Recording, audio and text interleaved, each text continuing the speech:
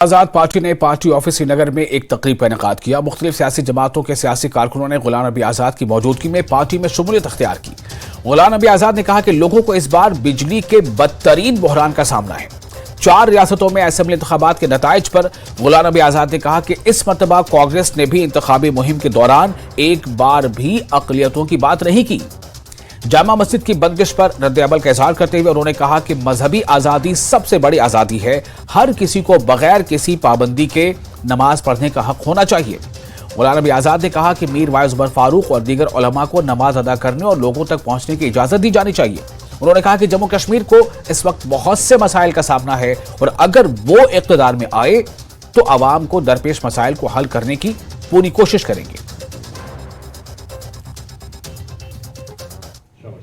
ایک چیز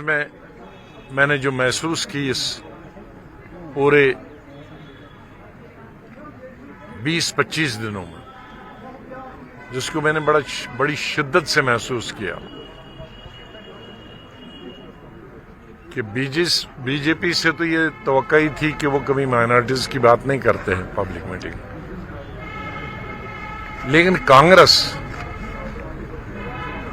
جس کو 37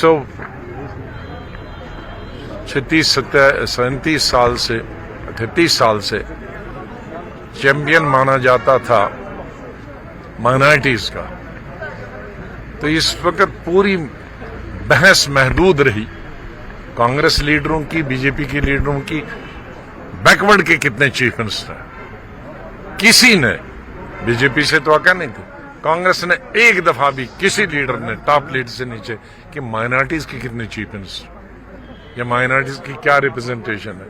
وہ سروس میں کتنے ہیں، منسٹر کتنے ہیں، ایم پی کتنے ہیں، یہ نہیں۔ تو اس الیکشن کا یہ ٹرینڈ نکلا کہ مائنارٹیز کسی کے کھاتے نہیں، حالانکہ اس کے باوجود بھی کانگریس نے ایک طرفہ ووٹ دیا مائنارٹیز کو،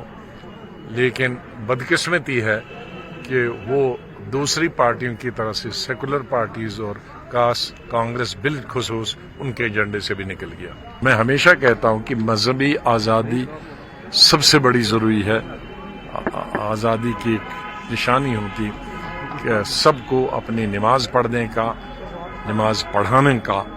برابر حق ہونا چاہیے، اور جو کہ ہمارے کانسٹیٹیوشن میں، ہمارے آئین میں ہے، اور اسی طرح سے میر وائس صاحب بھی اور باقی جتنے بھی علماء ہیں وہ رہا ہونے چاہیے، اور ان کو کھلی آزادی ہونی چاہیے اپنے مذہب کی عبادت کرنے کی اور دوسرے لوگوں تک پہنچنے کی۔